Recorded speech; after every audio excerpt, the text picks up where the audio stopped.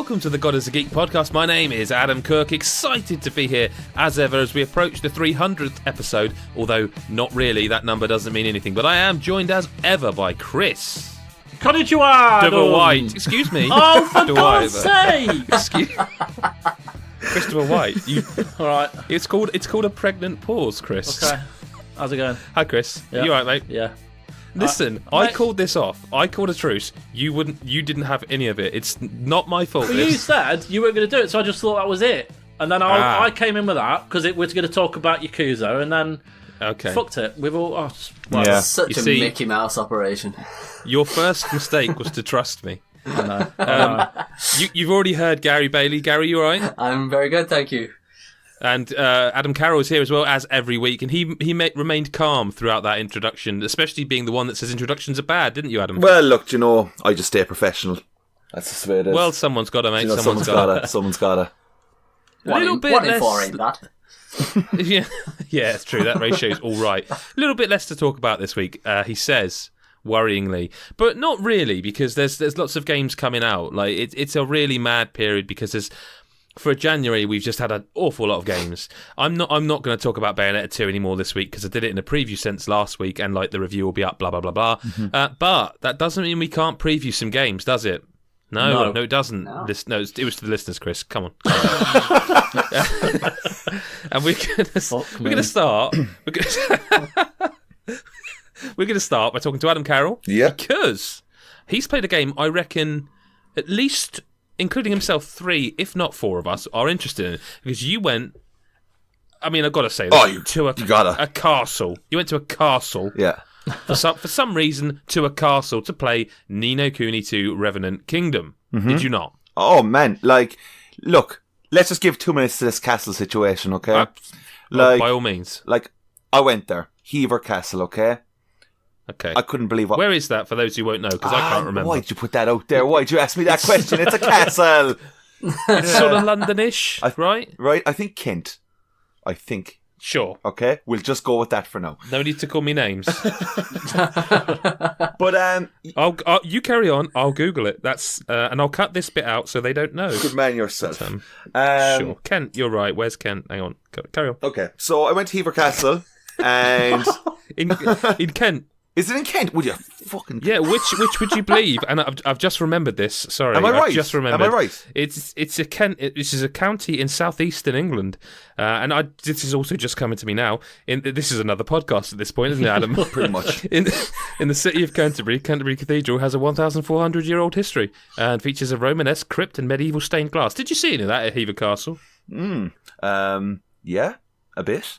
A small bit. Wait, you saw a crypt? Well, okay. Hang on a second now, right? What's happening here? I'm going to talk about the castle, and I'm going to talk about Ni No Kuni, okay? So you shut your mouth now. Shut your mouth. That's fine. Okay? Please. So, yeah. It's about time someone said it. Sorry. Hever Castle, okay? Sure, get your notes out. Went to play Ni No Kuni 2 Revenant Kingdom. Straight off the bat, what a place, okay? Yeah. It was just so impressive to be at a preview event for something like this.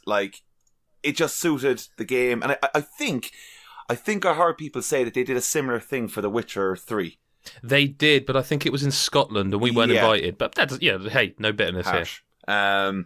But either way, this was really cool. Okay. The game itself, okay. The more I think about it, I think we're all in the same vein of when you play a preview event, it's kind of really hard to truly figure out what way you feel with the game in such a short space of time, and then you're playing some part of the game that you enjoy, and then you kind of go, well, especially a game like this, which is presumably going to be 40 hours long. Yeah, so we had 4 hours with the game. I think I personally had a bit longer because so when we went in for the initial beginning of chapter 3, so it was chapter 3 and 4 we got to play. I started talking to one of the other guys that was there, and we were sitting down and just went into the corner of the room, put on my headset, started playing the game. I was like, wicked, here we go. As I played the game, I kind of just put down the control for 2 seconds, made some notes, and I turned to see how everyone else was getting on. But when I turned around, everyone else had just disappeared.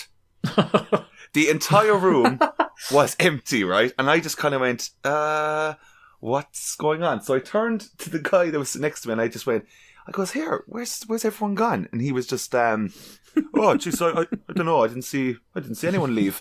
And I was like, well, fuck it, we may as well crack on. So, and I put back on the headset and I just started playing away. Then I see people about 20 minutes later or something, because they were gone for a solid hour, I'd say. And then, like, I'm kind of wondering, should I maybe go look for somebody or what's happening? But either way, they started coming. Is there been a fire alarm? Yeah, like, you know, what's going on? But I was alright, I was happy, I was playing Ni No Kuni. And as I went on, people came back, and then one of the Namco Bandai reps came up to me and were just like, oh, how are you so far into this part of the game already? And I was just looking at him kind of going, I don't fucking know, I didn't make the game, I'm just like going on, you know? Like, I feel like I'm being kind of getting a trick question thrown at me or something. But it turned out that the way the day was laid out, it was supposed to be playing Chapter 3. Then we were supposed to be taking on this tour in like some music room and some art gallery room and whatever. But for some bizarre reason, they forgot me and the other fella. So they came in, called everyone, and went up to people and they're like, yeah, you can stop here now.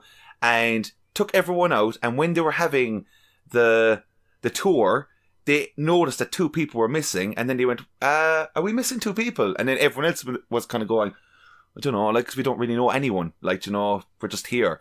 And he came back and I was already nearly finished Chapter 4. And the plan for that was to be played after the tour and stuff. So when I went away for lunch, I came back and I asked the guy, could I save where I am? Because I was like, look, I'm really far now and I don't want to start it again. He was like, yeah, cool, save away there, it's fine. Went away for lunch. When I came back, there was a guy sitting at my PlayStation. And I was just kind of like, this is very, very awkward. What do I do? And I kind of looked around and I saw everyone was sitting on different PlayStations. And it turned out I actually had to just go to a random PlayStation and start all Chapter 4 again. So when I sat down to play it again, I was like, oh, this is devastating. I'm sitting next to a new guy and all he sees is me tearing through the text and the cutscenes. I'm just like flaking through. He must have looked at me and went, this fucking guy doesn't give a shit about this game at all. He does not care. And I actually take off my headset and go, listen, right, I know we're just meeting right now, but I have played this chapter already, just so you know, and I'm not being absolutely mental. And he was just like, yeah, I was kind of looking at you wondering what was going on. And I was like, this is really bizarre. But either way, the game was super. I had a really good time with it. So I did the preview and stuff, and it's up on the site and everything. But as time has gone on, I've been just thinking of the game, and I've just been really, really excited to play it. Because, as I was saying at the start, it's just difficult to take it all in. Because when you come to a point in the game where you just, oh, this is really cool. Like, I started playing the skirmish mode, which is like the mode that people are kind of worried about by the sounds of it, which involves you taking your, which are now like your familiars, but they're now called Hickledies, and you bring them onto a battlefield and you pick your army and you just charge forward and stuff, and you have this big mad battle, right? When you look at it, you're kind of wondering, I don't know about that now. But when you are playing it, I can confirm that it is a lot of fun. It's really charming, and there's a lot of elements where you can call in like planes to come over and drop bombs on the other enemies and stuff, and it's all really funny and quirky. But when I was doing that, you see, we weren't getting any tutorials, so I was kind of just trying to figure it out. But then you're kind of wasting your time with just that, and there's so much to see in a game like that, as we said. So I had to kind of crack on and get in as much as I could. But in 2 of the chapters, there was so much to like see. Like, all of Chapter 3 was being in this massive town, talking to all these like bizarre characters in bizarre circumstances, and then Chapter 4 was bringing in all of this kingdom building, which they announced at the preview event. And I was kind of like, oh no. Like, I definitely was a bit worried about this because... I was going to ask you about that. Sorry to interrupt, but because obviously we did the preview chat, and I think I asked you, is it like Dark Cloud? since obviously then putting that video together and putting it up on YouTube, where, again, plug, you can see it on youtube.com/godasgeek, you can see it on godasgeek.com. It really took me aback seeing it, like actually seeing what this was. I mean, you explained it really well. Yeah.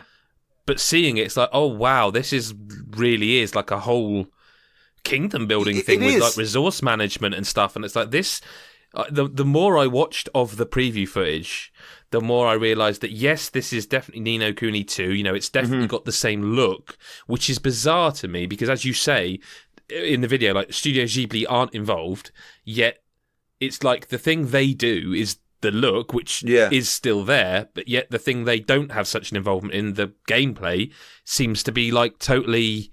It looks, to me, like a different game. Yeah, and it is very different. And, like just to go on the Kingdom Building for just 2 more minutes. Yeah. Like, for me, I said it many times in the podcast, I think, like, I'm just not into that style. I don't really like... get on board with Minecraft. That's the reason I don't really... Did you play Fallout 4? Did you do the stuff in there? I didn't like it. Me neither. It's just not for me. This thing is not for me because You see, I like Minecraft. I just don't like that element in other games. Like, if it's an RPG, I want to play the RPG. I'm trying to think. There are other games. I'm sure there's another big game. Would you remember Brutal Legend? Yeah. Like, I thought that game started out really well, and then they add in this... What was it? That was like a... Oh, God, what did they add into that game? Was it Tower Defense? Yeah, I think so. I think it was. And I never felt like it made sense. And this is the same sort of thing. You've got your... Not standard. That sounds like I'm doing it disservice. But then there's this kingdom building. Yeah, and the thing is, right, when I started, I was like, oh, no, not this. This is going to just be like a very massive chunk of the game, which it is.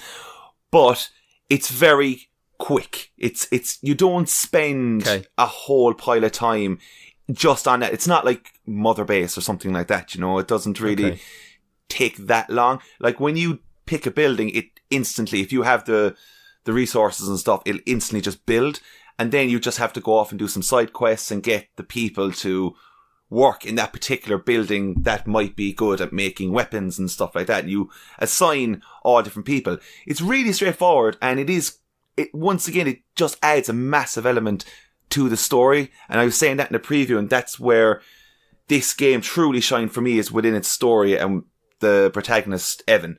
I just think the idea of this young kid who has been dethroned and just all of a sudden is wanting to build this massive kingdom for his friends and his family and make everything peaceful and stuff. I don't know, there's something really cool about that, and I think even the animation itself adds so much to it. But comparing it to the first one, it is very different. Like, very, very, very different. I mean, even the combat. Combat is... It is Tales. It's just, like, that's the only way I can put it. It is... See, that's... I know that's not for everyone. But I have to be honest in saying that the first game's combat idea was not for everyone either. It just... Fair, yeah, okay. It was, like, the first one is quite complicated, and you are using pretty much every button. That's not to say that, like, it was bad, because I got there eventually with it, and I enjoyed it. This is just very fast, and like you'll start a battle and it's over within like 10 seconds. Some of them, do you know what I mean? It's just that classic Tales thing, which some will like, and some will probably just think it's only okay. I prefer the other combat, but I do like the Tales series, and I think it's a lot of fun. But I am interested in seeing just how long this game is going to be, because it seems like it's going to be massive. There is side quests everywhere.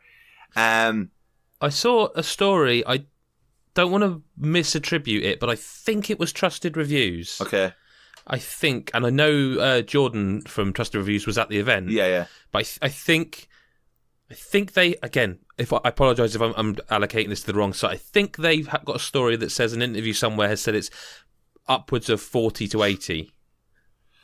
So it's a long game. Yeah, like it is going to be long. The first one is long as well, but I just think with the new added content in the game, because like the skirmish mode is one part of it, then the kingdom building is another part, and then there was also this other thing that they didn't actually talk about. I just ended up coming across it, and I think some of the people who were there also playing it, we didn't all come across this particular moment, but it was almost like this kind of like dungeon crawler moment.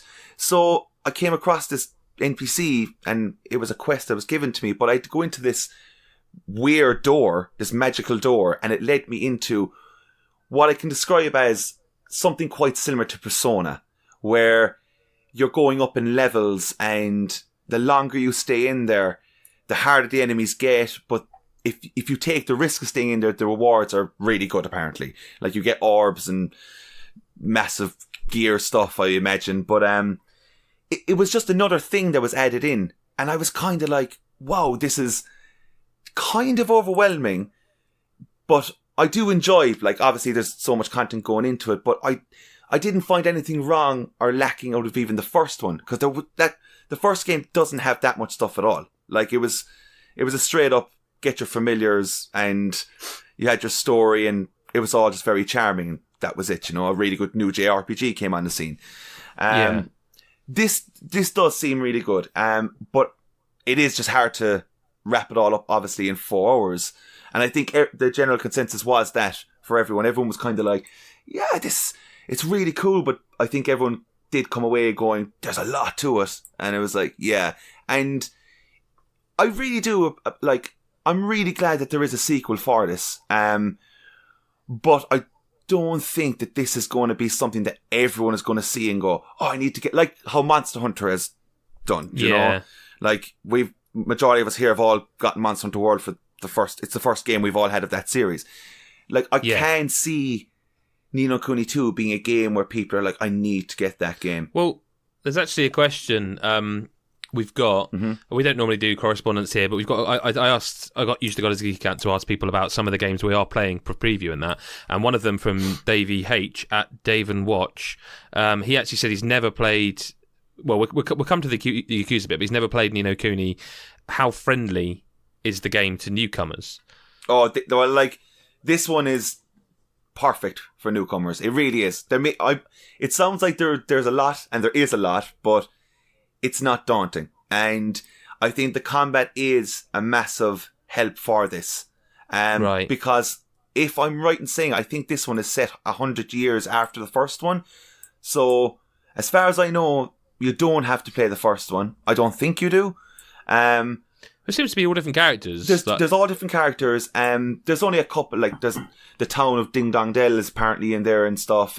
Which is only a small thing. Like, it's not crucial, but no, but it's still cool. It's still cool. Like, the characters and everything seem interesting, but there wasn't much of it. I didn't get an opportunity to really hear what they're like. But it's still like, you have, if everyone has played the first one, Drippy. We now have Lofty is his name. Same old Welsh banter. It's funny. It is enjoyable, and there's actually some very funny moments within the game.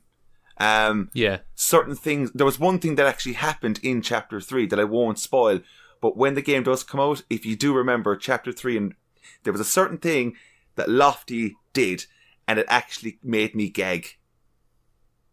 So no, I don't think I saw that. Did I? I don't know, but it was kind of like, oh, that is foul. But okay, no, I'd have included that. I think if I saw that, I sort of skimmed through I didn't want to be too spoilery, I guess. Yeah, for sure. It's next month, isn't it? Yeah. I mean, the other question we had was from Dane Wilkinson and at Chris Hyde 83, and I think you've kind of addressed it. Like, Dane asks, he says it's basically one of his favourite games of all time, the first one. The only tiny issue he had was with the combat. He would like to know how the new system plays and compares with the original, which I think you've kind of addressed. He also says, the army minigame thing, what the fuck is that? Thanks in advance. And I'm guessing that was the skirmish mode you're talking about. Yeah, that's it. And listen, when everyone plays this, I think they will find it very, like, that area, the skirmish mode, a lot of fun. The combat, I will say straight off, I actually do prefer this combat. I think this combat is, because it's more up my street, and I think it actually looks superb. It's really smooth. Because if you have played a Tales game, it is frantic when battles are happening. There's just colours and strokes and everything and numbers everywhere. This is very smooth, and there's some small little moments of slow motion that happens within the combat, and it's all really cool. It's a lot of fun. Right. But it's going to be a big game. It's going to be a big game. Yeah. No, definitely seems that way. Anything else? Well, sorry, Gary, Chris. Like, I don't know how if you're interested. I said I thought 3 of the 4 people would be interested. I'm very interested. Very interested. Okay, do you think you want to know from Adam? Well, I've never played the original. It was one that I always loved the look of. It's right up my street, and I'm kind of annoyed that I missed it. But I guess I will get to play because they're re-releasing it, I think, when this comes out. But that's by the by. Are they? I'm sure I heard that they were. I suppose if you buy got the like special edition, I'm sure that was announced. I'll check when we're talking in a bit. I don't remember that.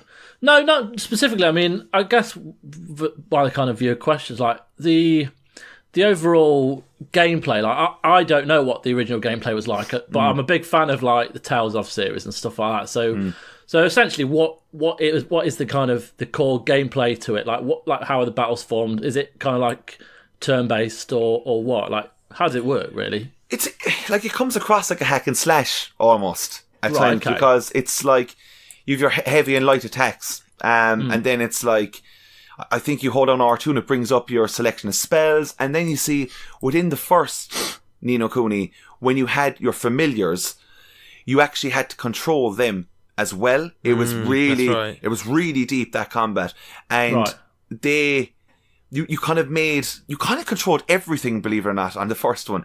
But in this, the Hickories, whatever, they're on the battlefield with you. But when they're there, so there's like a selection of green, there's a selection of purple ones, red ones, and if you run into them when they form a circle, you run in, you can just press X and it just delivers like a kind of a buff. So the green ones will give you health, like a circle of health, and you just stay in it, it regenerates your health. The other one might. So it is like Monster Hunter. Kind of like there's a lot of certain games within this, and it's interesting, Adam, when you said like Dark Cloud, right? Because when they were giving us the presentation, they mentioned Dark Cloud. Yeah.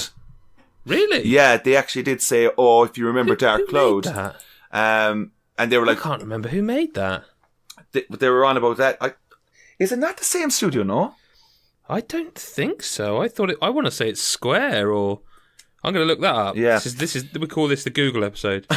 Level 5, yeah. It bloody well was as well. Yeah, Level 5 did it. So they actually brought up that in the preview and the presentation. I love Dark Cloud. And see, I know a lot of people do, and I think that's really cool that they're bringing. They see the importance of a game that came out in 2000, and they're just kind of going, look, people love it. Put this kind of touch into Ni No Kuni 2. It's going to do great. And I think that's where the love will come for the game. I think people who've played the first one are going to really enjoy it.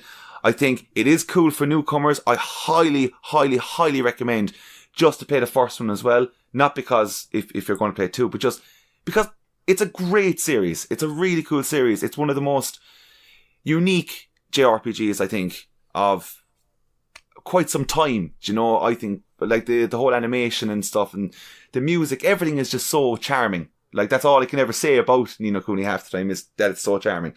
But I always feel like Microsoft should be pushing into the JRPGs. Remember in the Xbox 360 era they did try, but I guess no one in the East bought them on the Xbox 360. But I just would love to. I'd love to see Xbox have some more games. It's always on PS4, and I get it. I get why, but you know. Yeah, and like I just want to say that like I know like it was a preview event and. You're there to sell your game. You're there to sell us and make us feel like the game's amazing. That's why it's been a castle. Correct, right? But I will not, like, I can't deny the fact that when I was talking to, like, the reps and stuff, like, I was just chatting to them about the game. Like, they really do believe in it. Like, they do really care about this series already. Like, and I think that's really cool. It's a really nice thing to see. Like, I know a lot of people are that way about their video games, but I just think for a JRPG like Ni No Kuni, it's not going to be for everyone. But I just love that it's there for people like ourselves who are into it, and they do genuinely believe that we're going to love this game. And it's just an extremely brave sequel so far with all the content in it. So I think, I don't know, man, I'm really, really excited for this. Cool. I mean, Gary, should we move on, or do you want to grill Adam some? Or I'm happy to move on. I think any questions I had will have been answered. Yeah. What else have you been playing, Ad? So I have started Shadow of the Colossus. Okay. Okay. You got the PS2 out. Yeah, I got the PS2 out. I did indeed. So first time ever playing this game, and obviously, as I said when you were last talking about it, Adam, I was explaining how this element of feeling sad that has come into place ever since this version of the game has reached us. Like, everyone's kind of went, I just feel really bad when I do this and that, whatever. Yeah. So as I said, I was worried that was something that was going to spoil the game for me. This might hurt people who've played the game, but I have killed 11 of them so far, okay? And you're doing well. This game, it's so interesting, and it's so vague. Like, yep. And I'm kind of, the closer I get, because I know there's 16, because it says on the back of the box and everything, there's only 16 of these things. The closer I'm getting, this feeling that is supposed to happen, I don't know what's going on, but I'm getting kind of anxious. Okay. And that's like, because there's not much else to describe within the game, because as I said, like, for everyone who's played, the story is super vague up to the point where I'm at right now. And I hope this pays off for me. Like, I do hope I get this feeling. I know, you will. I know people will say, I actually wish you didn't get the feeling because you don't want this feeling. But I hope I do get what everyone is saying. Because... Okay, no, you will. Just to even bring up the whole... When I was doing, at the Ni No Kuni preview, when I was coming back on the train, I was talking to a couple of guys, and we were just chatting about what was coming out in the week, and I said, Shadow's coming out, and they were, like, there was 3 lads, they were like, yeah. And I was like, that fucking feeling, what is that? What are you feeling? I need to know this, like, and I need to get to it. And I explained how I was genuinely worried because of blah, blah, blah, the feeling that everyone was saying. And then one of the guys was like, don't worry, you'll get it. You'll get it. Well, it's like, I mean, Chris, is there a way... No. Is there a way we can... you can't really explain... There is no way, yeah. No. And I don't want anything explained. Because... But all I would say is Chris and Gary perhaps can back me up, and all we can really say is you definitely will get it, but we can't say why, but you definitely will get it. Yeah. Like, I was chatting to a friend last night who's a big fan of this game, and I was saying this to him, and he just went, look, don't think about what... Just don't think. Just play it. No. And you'll see. Absolutely right. You will see what happens. Like, he was kind of going, "What do you know so far about it?" And I was like, this. And he's like, "Yeah, look, that's all everyone would know in the first place." Have you been shooting the lizards? Yeah. Oh, you did. So that's interesting. How did you know to do that? Because that's the weird thing about this game. Like, there's not. Well, I could be wrong to say it, but I don't find there's much else to do. So you just saw something and murdered it, didn't you? Yeah, like, I was being an evil bastard, but like I was kind of going... You've been shooting the white-tailed lizard specifically, yeah? Yeah, and like... Okay. I found some Easter eggs already and stuff from the previous... Found any fruit? Yep. So, okay, yeah, you are doing pretty much all you can do in that game. Yeah, do you know, like, you kind of get it, because after, like, as I said, I've killed 11 of them, whatever, and the rinse and repeat kind of mechanic that's there, it's like every time I die, next minute there's just these black silhouettes standing over my body as I wake, and the princess is just, or if she is a princess, I don't know what her deal is, but she's just asleep the whole time, and just having a nap, and I just having a kip, and I'm just here then kind of going, well, I'll go off and do the job then, and I come across these massive things, and I'm like, whoa, that's crazy. But is it just me, or it's like, what is with the controls? Like, go on.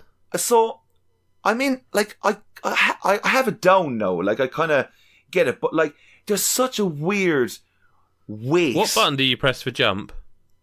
Oh Jesus! I tell you, before jumping, actually, I use X, and I get a fierce laugh off of jumping on the horse from behind.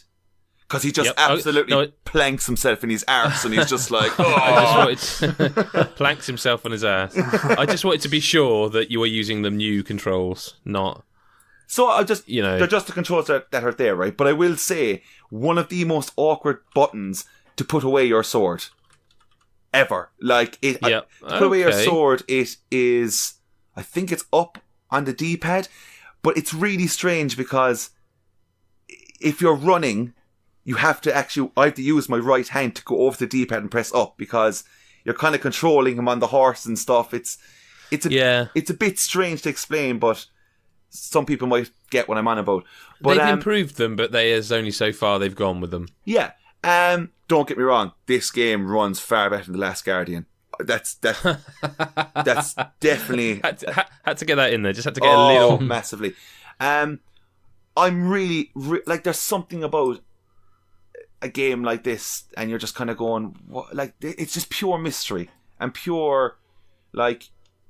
I'm doing this, and it's repeating itself.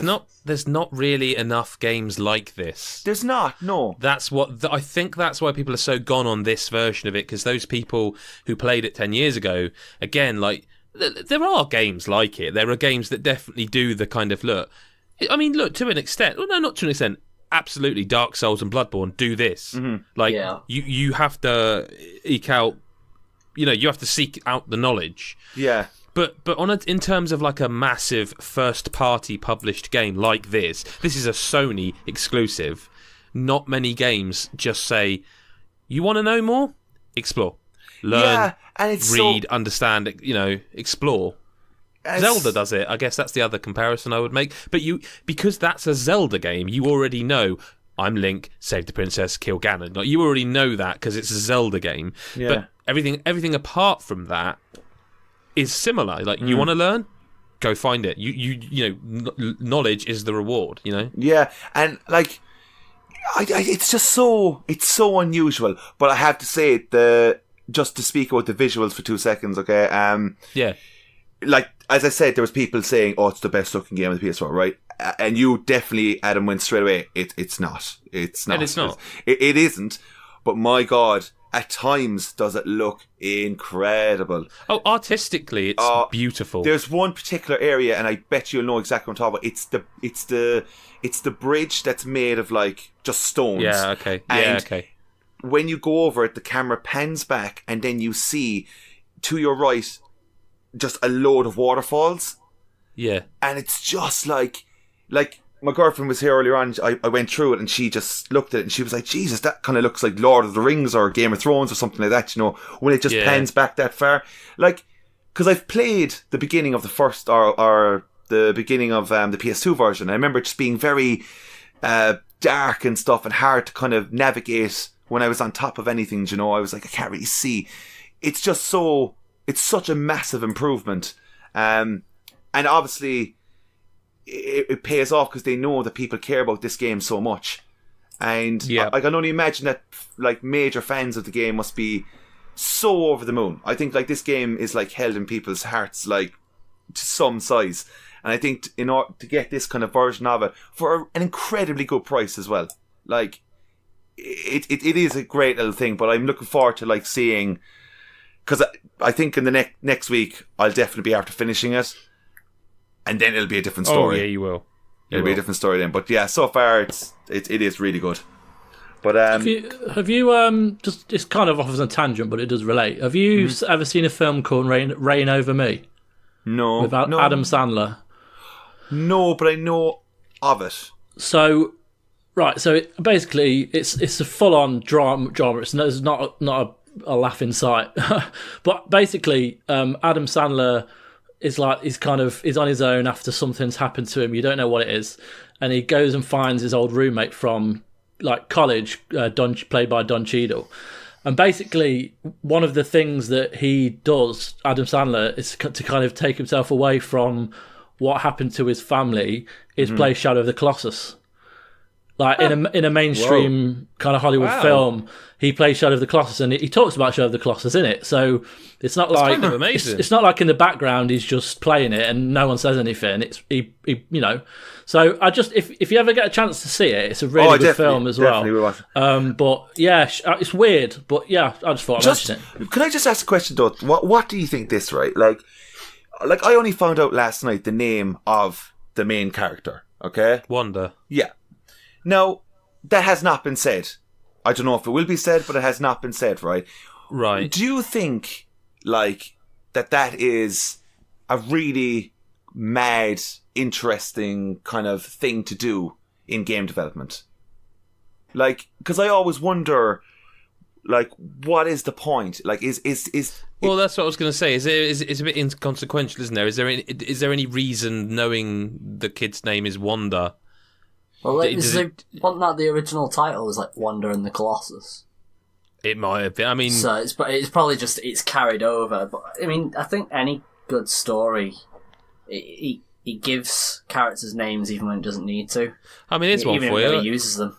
What's the name of the protagonist in The Last Guardian? John.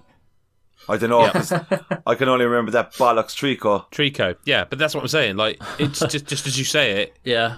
But it's also like, does it really matter? Yeah. No, it doesn't, but like, it's always just such a, like... I just find it an interesting thing, like, when I am playing it, because we're, like, when you play video games now, majority of them are so...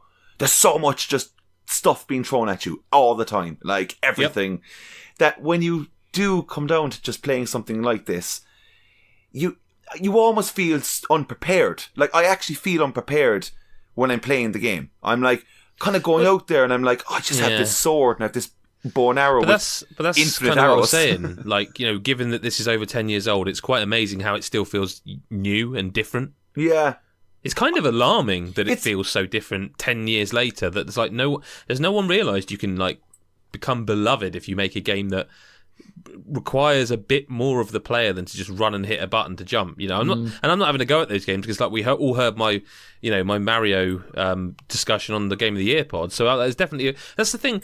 I always find people champion one kind of game, and it's always like, oh no, we want more of this, we want more of this. It's like, yeah, no, having more of that would be really cool, but we can kind of have everything.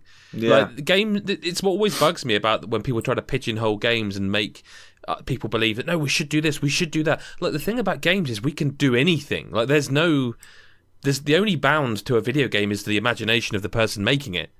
You know, like, people get so tied into making things filmic or whatever, and it's like, no, movies still exist. Games are so amazing because you can do anything. You aren't tied to the realm of, well, no, we have to be able to film it. The camera, you create the camera. It can do anything, and yet 10 years on, this still feels unique and weirdly different and unusual, and that is kind of sad. It's a bit of a strange one, because it is funny that, like, as soon as I started the game and I was in control, like, I did just kind of stand there for like 2 seconds, then I moved the character, and in my head I went, okay, so that's how I move.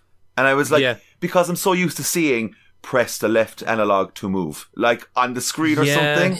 Yeah. So it's just it's interesting. It's just an interesting, like, time for a game like this to come out. I almost wonder, and this, I've been having a bit of a tidy up. This early part of the year, I always tend to try and tidy up in my office. I like a tidy office. That's just who I am. And by doing so, I was having a bit of a reshuffle of the shelves and stuff. And I found, I forgot, and this is amazing, I forgot this game existed. No Man's Sky. Yeah.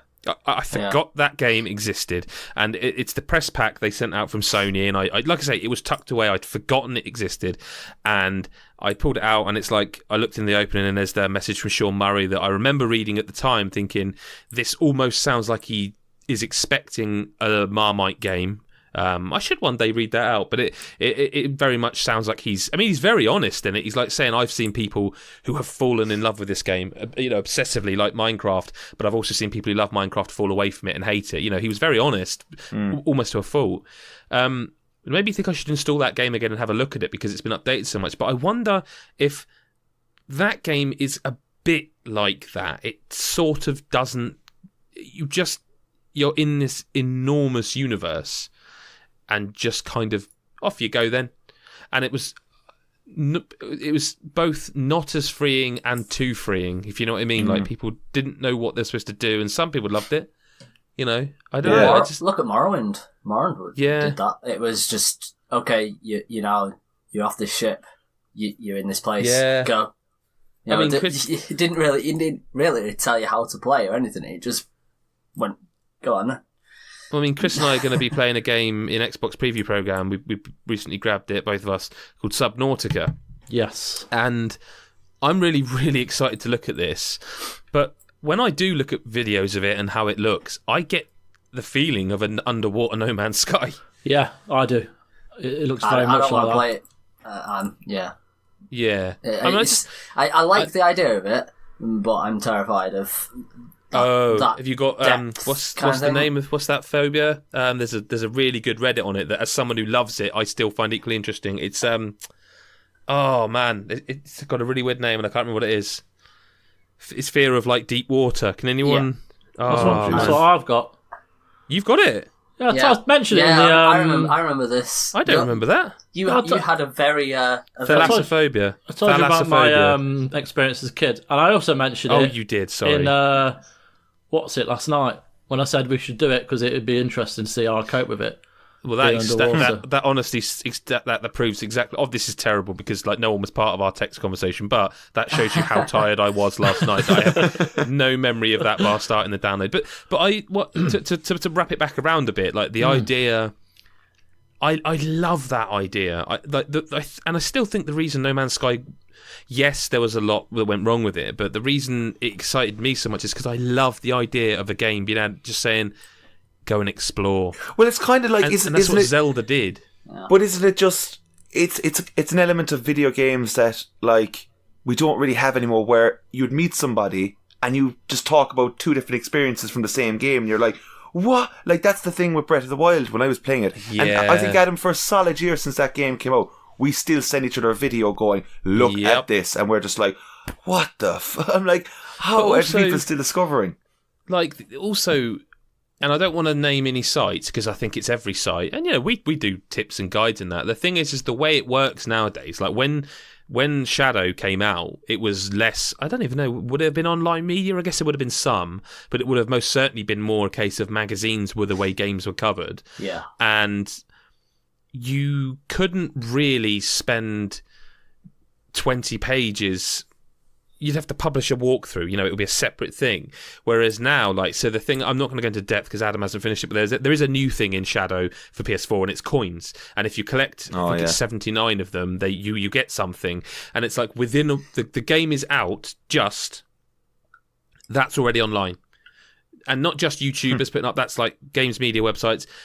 Every bit of every game is analysed, critiqued, spread out for the world to see. So the idea...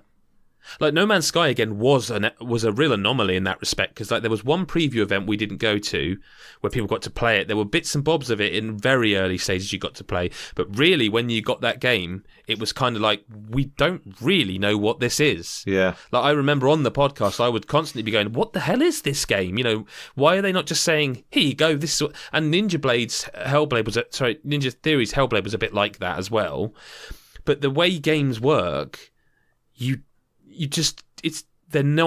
it's hard to put a game out like Shadow where you're like, what is it? What do I do? There's nothing. What's the story? And it's like, well, I don't know. That doesn't happen. It just doesn't happen. Like it would take some balls for it. In fact, I would put my hand out there and I would say it won't happen because do you remember like the Dreamcast? How it just was like, and it's out now. What? It's like it can't happen because that is literally flipping a coin as to whether you've wasted all your development time. And also people trust the wrong people, leaks happen all the time. You can't hide anything anymore, like God of War, there's the story that it's going to be between 20 and 40 hours that we discussed. It's like I kind of don't want to know that, but I actually do think, man, that people like developers and stuff, like they all have to actually do this now because people won't actually be interested. That's what I mean, like that element is gone. You can't surprise people anymore. People are like, well, look, if the game's coming out, tell me how it fucking ends and then I'll buy it. Do you know what I mean? It's the weirdest thing ever, like, but... It's difficult for us, when you think about you've got to review a game and you want to tell them certain things, but you know that you can't. Yeah. And it's a real sort of weird balancing act of telling people how the game plays, but not spoiling it or not giving away certain mechanics. Like Gary, you're kind of giving me the beautiful segue here because I know Adam, that's it for your list of games, isn't it? It is. But that beautifully segues onto Chris because I think this is a really interesting situation. So, Chris, I know you're going to talk about this, and you and I have both been playing Yakuza 6. Yeah. That game is a game that has traditionally not sold particularly incredibly. Like it's obviously sold enough to keep them going, but at the same time, it's kind of the fans who have kept it going by buying it. the game came out last year in Japan, or was it, well, whenever it came out, I can't remember now, and it was due to be out this month, wasn't it? Or was it next month? It was this month, yeah. And it's now April, and the game is, as I said last week, very clearly done, and we know that now because we're playing it. And as someone who loves games and also loves doing the media side of it, I feel a little bit weird about this, because part of me thinks, oh, great, I'm playing Yakuza 6 2.5 months early.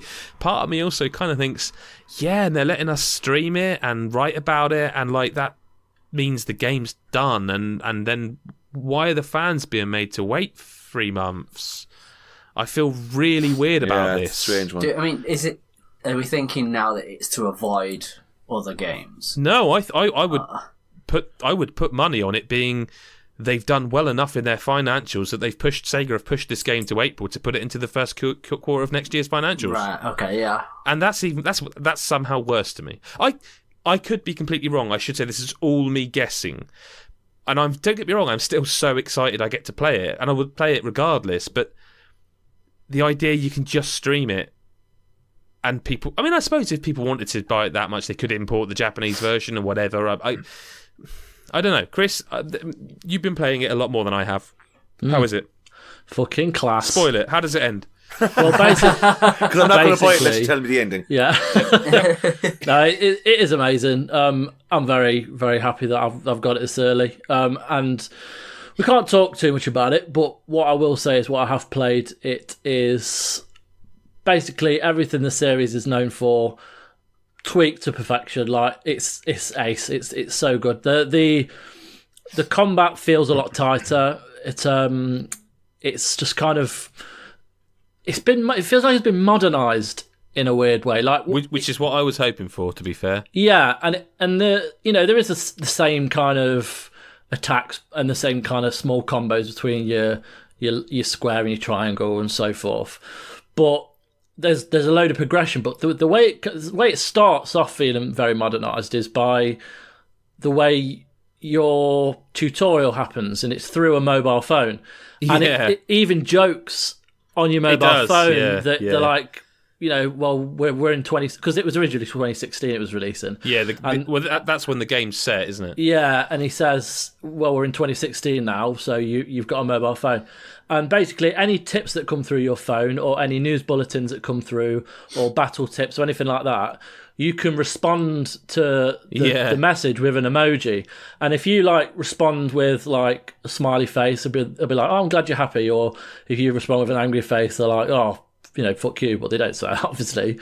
But then if you respond with like you holding a glass of wine or something, they'll be like, oh, thanks. I'd love to go for a drink with you, but unfortunately, I'm just a phone. So stupid things like that. But the actual game is incredible. It's been known, the series has been, it's a very convoluted story throughout 7 of the main entries now. Yeah, you drop into bloody idol territory and yeah, it's just lots of stuff going on. There's Chinese gangs, there's Korean gangs in 3 or 4, which are kind of referenced in this. And where I'm at in the story, it looks like it's going to be this huge kind of war, because at the moment you basically the gist of it is that the girl you've looked after since the very first Yakuza, called Haruka, at the end of Yakuza 5, she's basically become like a Japanese pop star. Yeah, idols, aren't they? They're called idols. Yeah, they're called idols. And she's on stage and she says, right, I'm quitting the music industry because I want to be near the person that raised me and made me who I am, which is obviously Kiryu, who's the main protagonist from the entire series. And at the end of 5, you have this massive fight that leaves you kind of battered and bruised and bleeding on the street. She runs out the concert, finds you, and kind of nurses you back to health. And that's how kind of 5 ends, is with you sat at the orphanage where you've raised these other orphans, which I must say, it's called Morning Glory, and I can't get it out of my head that obviously I know, yeah. But yep. But still, but anyway, you go to jail because of reasons that you'll find out for yourself. And when you come out of jail, you've got to find her because she's gone missing. They all thought that she went to look for you, but something's happened to her. But the main thing is that you've now got to look after a baby. and you find out that she's had a baby in your absence, and I'm just kind of getting into that side of it. But Yakuza, basically what I'm trying to say is that it's always had this real kind of deep story, really kind of dramatic cutscenes, kind of emotional ones at times. But then Yakuza does what no other game does and has the best side stories or sub-quests of anything ever. Now, I really do want. I really need to talk about this subquest that I've just done in Yakuza 6. Yeah, you really nearly do, because you sent me a video of this in text form, and I was because oh Christ! I've never laughed so much, and I've never been so uncomfortable with my wife sat next to me doing this quest. Yakuza have always been keen on the sexy side of games and women. Well, we do have a question, Chris, in relation to this actually. Okay. I just need to find it. It's from Miss Flanagan, Gooseberry Crochet. And it just says, "What is First Avenger 83 doing on Yakuza 6 right now?" And then 3 question marks. Oh man, Can't speak. I have to say that GIF made her cry. It was the perfect one. But yeah. So the quest is called Live Chat. Yeah, which sounds innocent. And you're walking down the street after finding out some pretty serious news, and there's a guy arguing with his wife. And you go over, as you do, interrupted in random's kind of life, and she's saying, "I'm going to leave you. You can't keep doing this. You can't choose someone else over me." And he's going, "They're not real. I just talked to them on the internet. They're not real, so I don't feel like I'm cheating." And she runs off, and the guy's just there on his own. So you're like, "You're right." Obviously not, because it's all in Japanese, but I'm translating here. So he's like, "You're right." And he's like, "Yeah, my wife's not happy that I do this thing called live chat." And Kiryu's like, "Live chat?" And it's like, "Yeah, live chat is where you talk to these girls online and, you have a good time, and they sometimes get a bit naughty or whatever." And you're like, "Okay, well, show me where this live chat is." And he's like, "Right, I'll come and meet me down the corner and we'll nip in and I'll show you." So when you go into this building, there's a computer, and he's like, "Right, this is live chat. I'm going to talk you through it. So sit down, log on." And he's like, "Log on? What's that mean?" Because he didn't have a clue about technology, because he's quite kind of archaic. He's very much Yakuza, loyalty, fighting, protecting. He doesn't seem to ever have any hobbies or anything. The computers. Exactly. So anyway, you hear this woman say hello, like online, and the guy's going, "Quick, respond." And he's like, "What do I need to do?" He's like, "Type, 'Hello, you look nice.'" So he's like going, "Hello, you look nice." And then she's like, "Oh, thank you very much." And he's like, and Kiryu's straight face is going, "Oh, I really like this." And he's like, "Right, say something, give her a compliment about her hair." So you type dead slowly again. And then she said, "Thank you very much." And then the music changes, and you don't see what the woman's doing at this point. And like you hear like this boing, and like she's basically taken off her clothes. So the guy behind Kiryu's going, "Oh, this is amazing. Look, she's getting naked." And he's like, "Yeah, this is amazing." And then the screen goes black, and you just hear a lot of laughter and a lot of kind of weird noises. And you're watching this woman strip, and I thought, okay, cool, that must be the end of the quest. No. It cuts to a mini game with an actual live model, like human model. It's not a computer animated. She is real, and she is voluptuous, to say the least. Now, this mini game, and it is set out like a live chat, and don't pretend you don't know what it looks like. Where there's a little screen where the woman's there sat, don't know and then what you're talking about. There's like a text box next to it where all these people are like messaging her, like typing up like, "Oh, you're sexy" or whatever.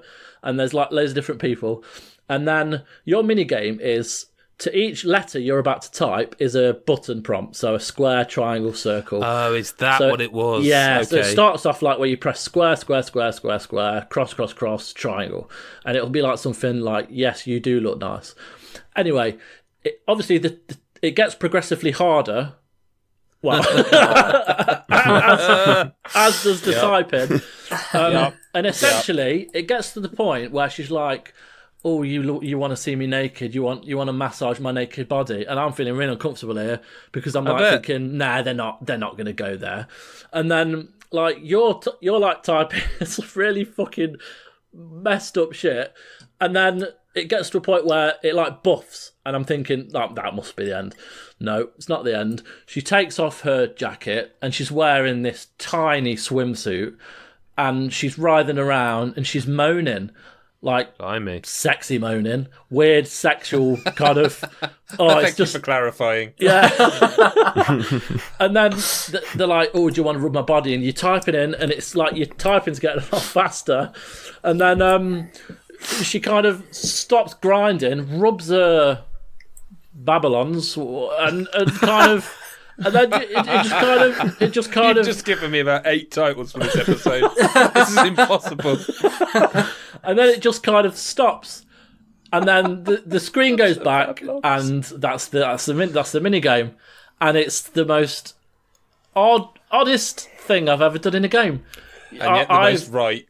And it was great, and like it's Yakuza. It's always been like that, but they've just obviously have changed it quite a bit. Yeah, well, we've just worked out why they delayed the game. Clearly, that's going to be patched out before April, isn't it? They need some new models, because currently you spend the money you earn to buy like time with models in this mini game.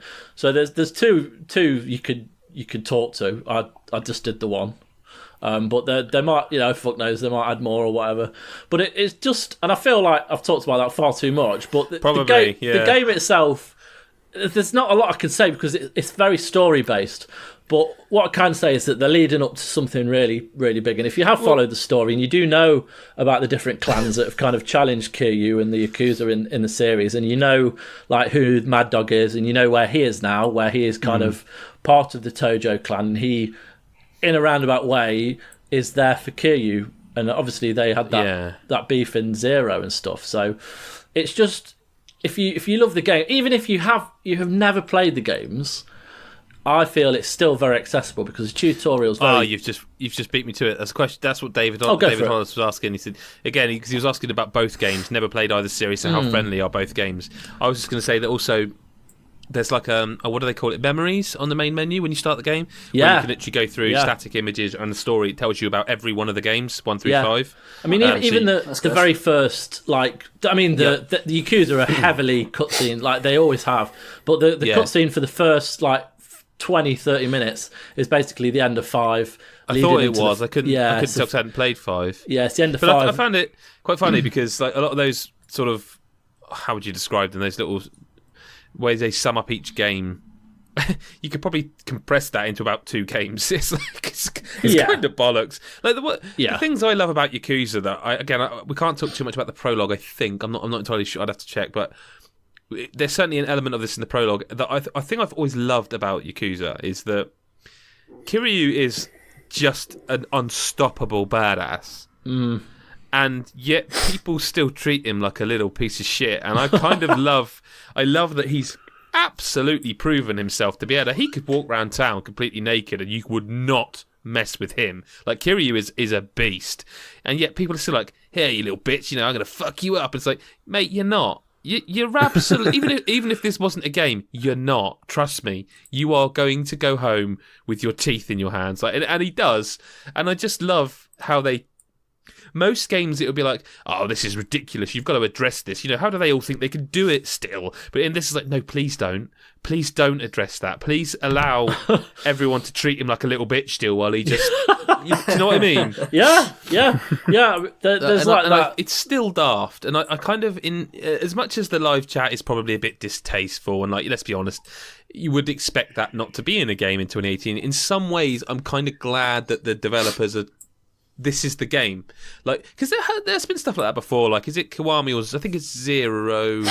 I can't remember which one it is, and it's probably in all of them actually, where you can watch like a VHS stripteasy thing, and it's not it's not particularly bad. It's very old, if you know what I mean. And like, there's an achievement for sitting through it, and it's like a trophy, and it's always kind of had that element, and it's always had that underbelly of seediness in places, but it's just got such a lot of heart as well. And it's like you've got all the story, you've got all the the humour, but then you've got the bits where you could just walk around Kamurocho and just like there's 2 Sega arcades. I mean, that's another thing about this game. The city, it changes with with the years it's gone by. 'Cause it's gone through like the 90s and now the noughties and obviously up to now.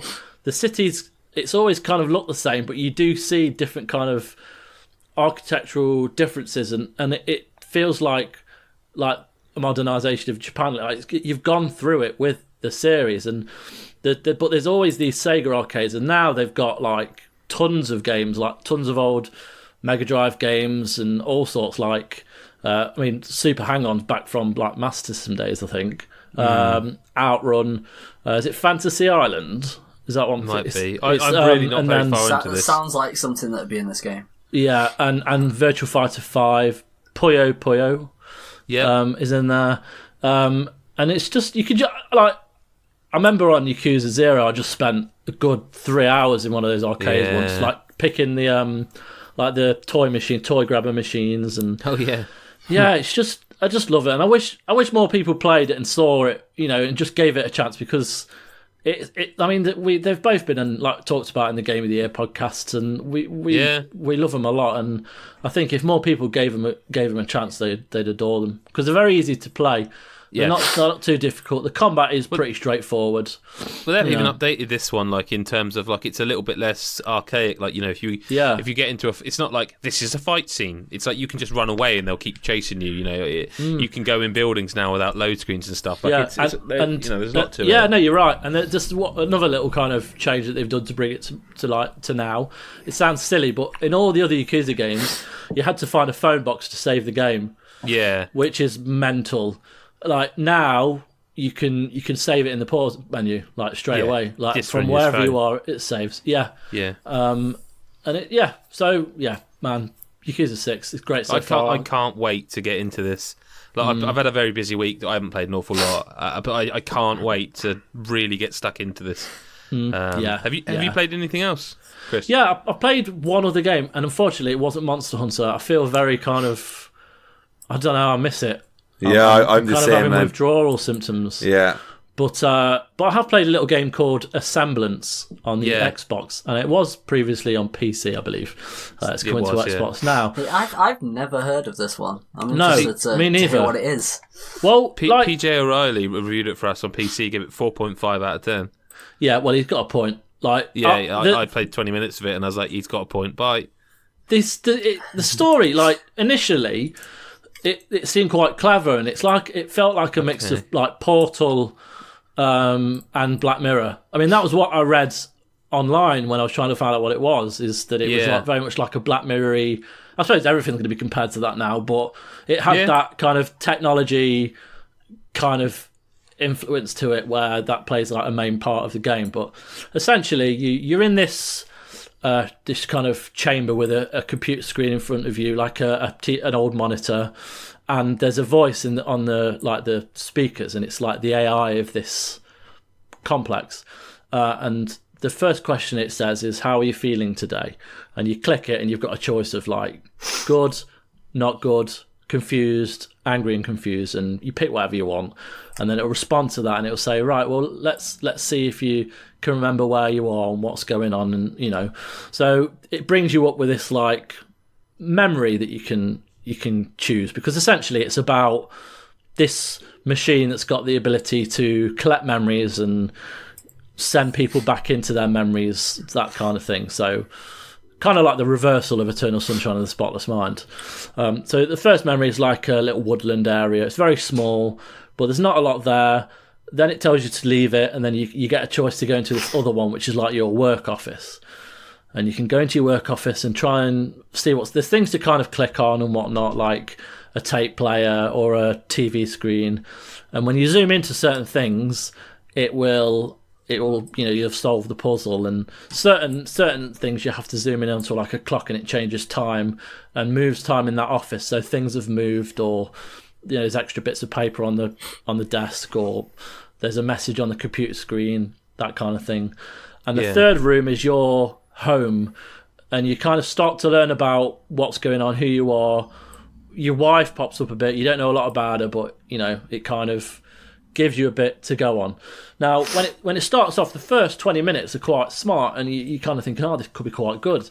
And the AI, it's kind of Portal Stanley Parable type AI where it questions you and it doesn't just allow itself to be artificial intelligence. It has kind of like an emotion to it, and that all kind of intrigued me. But it's when it kind of gets to the end or the first ending and just ends, and there's no. It feels kind of just a bit up its own arse in a way. Like, so isn't it supposed to be like part one?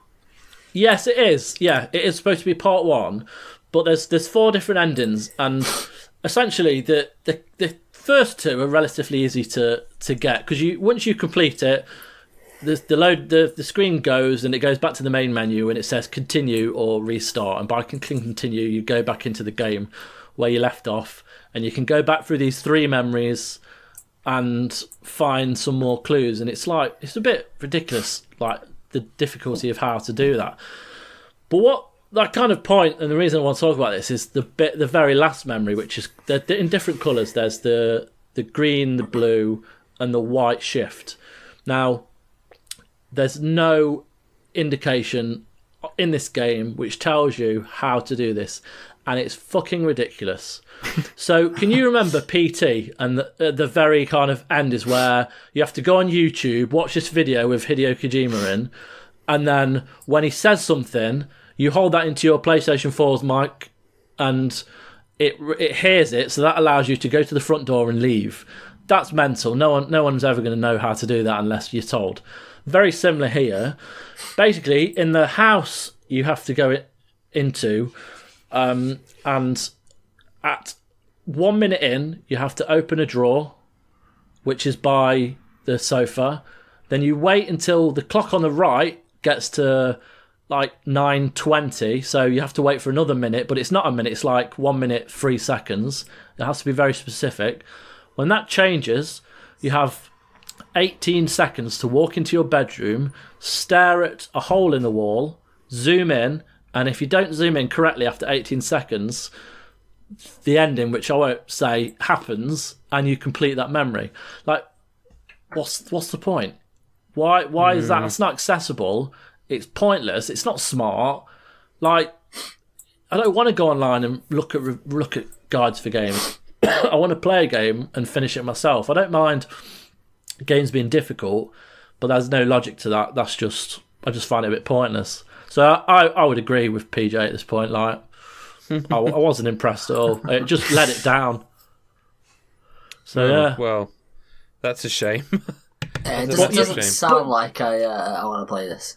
No, don't waste your time, mate.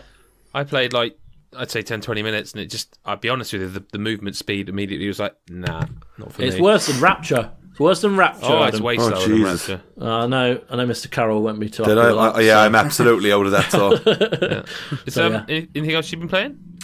No, only more Emoji Blitz, but I can't talk about that yet.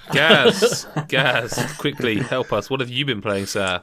Unsurprisingly, I've been playing PUBG. Oh, really? Yeah. No, I just really enjoy it. It's surprisingly just keeping playing it.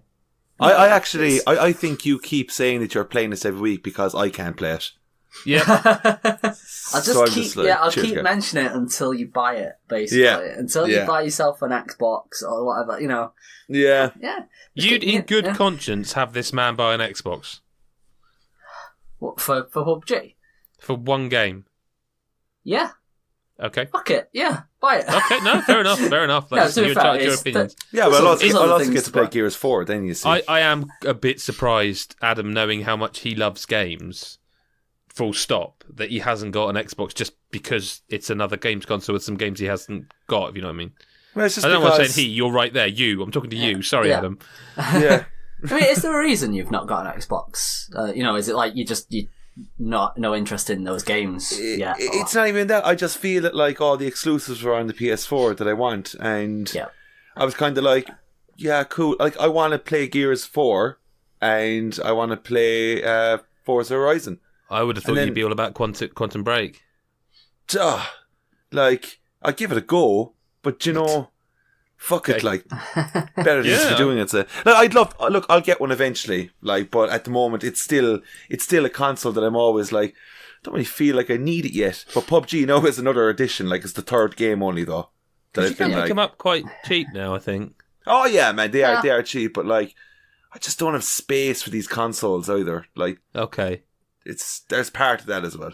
Okay. Yeah, I'm pretty much out of space now. Yeah, luckily, there are no more consoles right now. But that's why I'm tidying up all the time, because I am just like I've taken to wall mounting things now because it's getting silly.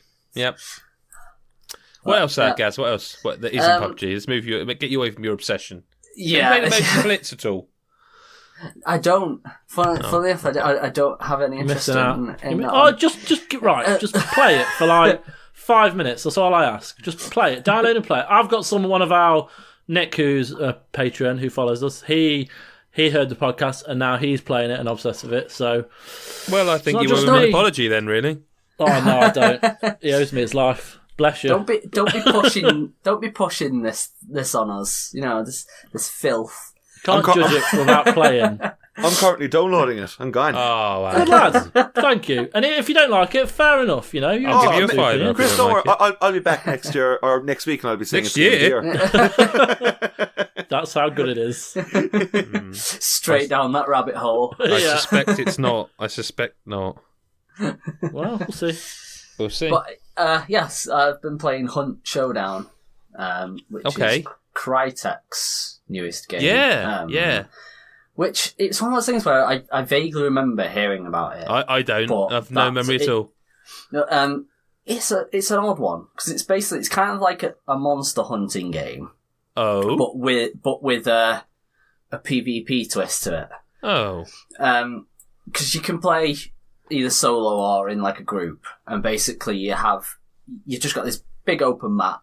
You're in a world which is basically dead. You've just got zombies and like rabid dogs and stuff like that.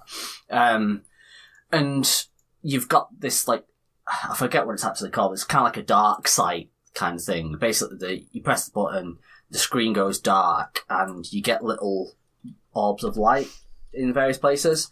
And essentially, you're going to these places to find, basically, you're getting clues as to where the main monster is that you've got to then kill. But everyone has this ability. And you can work together if you want, but it's sort of pointless because essentially only one team or one player can really get the spoils at the end of it. Okay. But it's kind of a cool little mechanic because you're not just, I'm just going to go after this monster, take it out, get the XP, whatever. You are trying to stay alive at the same time. I was playing it earlier. I mentioned it on the Slack channel. And me and this other random dude who I played alongside, we hunted down this spider, this massive spider that is in this barn. We fought it quite a bit, got it to almost dead when another group showed up. And so we were kind of trying to fight off them while fighting this spider. And in the end, basically, we died. Sounds kind of cool.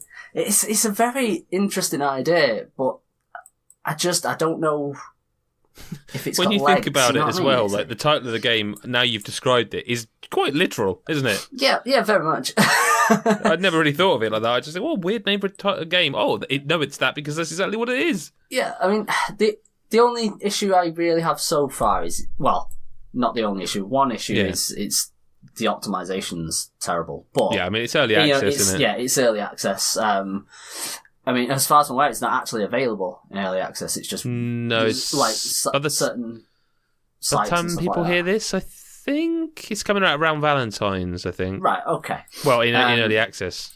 Yeah, but it's a CryEngine game, so they're not always particularly well optimized. Yeah. But it has got better. Because when I first played it, it was terrible. It was really chuggy. Okay. But since they've updated it a couple of times, it's quite smooth now. Aside from a bit of lag, but yeah. I forget where I was going with this. Do you like it? I do, yeah. Okay. Yeah, that was it. The issue I had was the actual boss monsters. They can be a bit of a slog. I mean, if you play on your own, don't bother playing on your own. To be perfectly honest, it's not that fun. Okay. I mean, I played it earlier with a random dude, and it was actually a lot more fun than I expected because you play with randoms, you just expect it to be shocking. But we worked together quite well. But yeah, I mean, there's two. I want to say, so far I've not seen any others, but there's two monsters, and you choose which one you want before you go in, basically. And there's either this giant spider or there's what's called the Butcher. He's basically this massive guy who's about 8 feet tall and he's got a big head. And he squeals when you shoot him, But he takes so much damage, and it just... when I tried it on my own, I'm basically running in circles, turning around, shooting, running in another circle, and it got a bit boring. Okay. I eventually died because he just absorbed that much. But there's also, it's a bit like, Dark Souls bosses have like the multiple stages. This sort of has that. Because I mean, I was fighting this Butcher, and then next thing I know, he's set his weapon on fire, and he's setting this building on fire as he's going and stuff like. So you're then having to avoid, burning alive, as well as trying to not be beaten to a pulp by this big pig dude. But yeah, I mean, I'm just not sure how well it'll go. If it's got much longevity to it. 'Cause right. I suppose it depends on how many maps they have, if they add any new monster types, not just in the bosses, but in the general. Because you do have certain, like Left 4 Dead, you have like certain special monster types around. But it uses sound quite well as well, actually. Just, it tells you when it loads up. It's best played with headphones for like the 3D binaural right. thing. It's a bit it's a bit like PUBG. And like PUBG, the sounding, that's very important. If you're listening, especially when you're on your own in a house looting, you can hear people running up, opening the front door, that kind of thing. This is a similar thing, but it also, when you play against other people, they can find out where you are if you startle a bunch of crows. Or it sounds really cool. Like it sounds interesting and cool to me. Yeah, I mean, I think I'm possibly sounding a bit down on it when it's a fun game. Yeah. I think I'm just worrying that it's not got enough to go far, but that's why people go into early access these days, isn't it? Yeah. When we think about PUBG. Is this PC only, like for the foreseeable? Do we know? As far as I'm aware, but I wouldn't be surprised if it comes to consoles. I would bet that, given Crytek's financial issues, it'll probably come to more than just PC. Yeah, I think they'll. I mean, I was surprised when I saw it was Crytek, to be honest. Yeah, me too. I was like, didn't they kind of go under, or weren't they in a lot of trouble? And there was something like that where they weren't paying employees or something. I'm paraphrasing. I'm not sure. I just remember something weird going on. Yeah, but no, it's got some nice ideas, and I want to play more of it. Okay, more of a co-op thing though, because playing it on your own is just not that fun. Have I you think played? That maybe needs to be tweaked a little to make it a bit more fun, a little bit less of a slog. I was going to say, have you played much of it in co-op? I'm guessing because it's sort of pre-early access, it's hard to. You and I have been meaning to play it, haven't we? So yeah, we could do it. Like I say, I played with a random earlier, and it didn't take too long to find a game. So I think like I say, we'll get together, you and I. We'll do a video and we'll sort of chat about it as we do it. Kind of not necessarily as a live stream, but like as live. So you can kind of talk me through it, and we'll see. Yeah, I like the idea of that. Yeah, cool. Anything else? Going back to kind of old games, I suppose. Because there's not enough new ones. Is that what you're saying, Gary Bailey? Yeah. Is that it? Not enough new games. Put more games out, Gary says. To be fair, there was a reason for this one. Oh. Yeah. Yeah. I mean, I bought this years ago from Amazon, like for about £9, and I've not seen it cheaper since. But Pillars of Eternity on PC. It's a bit good. Never played it, but because it's one of those. Everyone says it's amazing, but it's also incredibly long. So it's another one of those, a bit like Persona 5. It's like, I'd love to, but it's not going to happen for me, you and me, Pillars of Eternity. It's not going to happen. But it's like, I mean, I was never any good at them, but I used to love like the old Baldur's Gate and Icewind Dale and stuff. And this was always made to be like those games. It was essentially, I suppose, like one of the spiritual sequel kind of things. And it very much is. It is basically just like playing a new Baldur's Gate. And I've always been looking at this game as well, and I think it looks brilliant. It just looks like something that's right up my street. But as Adam said, it's just the time. I just won't have it. I won't have the time, and it's so annoying because it's almost better to not start. Because it's much worse, like Persona 5, when you start and love it, but then you realise, isn't it? Yeah, definitely. So, like, is this like a heavy dialogue-based game, like Torment and stuff? Yeah. I mean, it's not quite as heavy as Torment is. Okay. I mean, Torment is just. I mean, it's all text, pretty much. Yeah. But I think it's because like that game. The combat is even designed to be. You can work around it. You know, you never have to have a fight if you don't want it in that game. Whereas this, there is more of like, because it's based on the old kind of D&D style games. Okay. So it's a similar kind of. Cause I don't think this is actually D&D, whereas like Baldur's Gate was. But it's a similar kind of combat mechanic. But it's very good. I mean, I say there's a lot of text. It's mostly voiced as well now, at least. So that's nice. That is good. But it's got good characters. I'm not very far into it at the minute, but the world seems very interesting. Not very far into it. 80 hours. I'm only a few hours in so far. But it was because.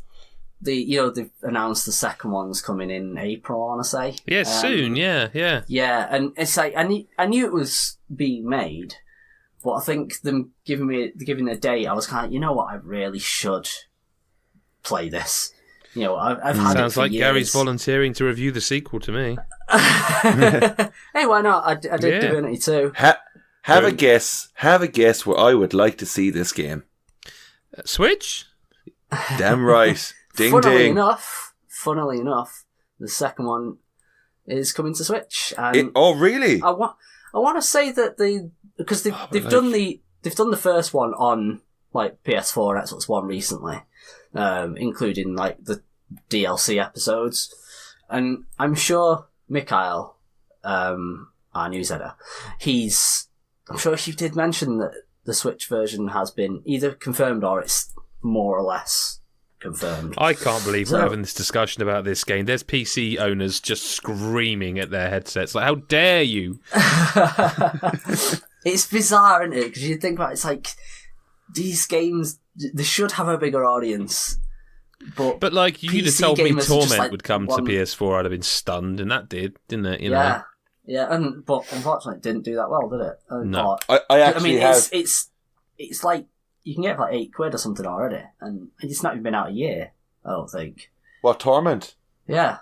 Yeah, I actually picked it up like before Christmas for €5, and it's still there sealed. I mean, all I remember about that is that we gave a collector's edition away to one of our Patreons, which, by the way, you can become patreon.com/GodIsAGeek. Thank you very much. Carry on. Sorry. Nice.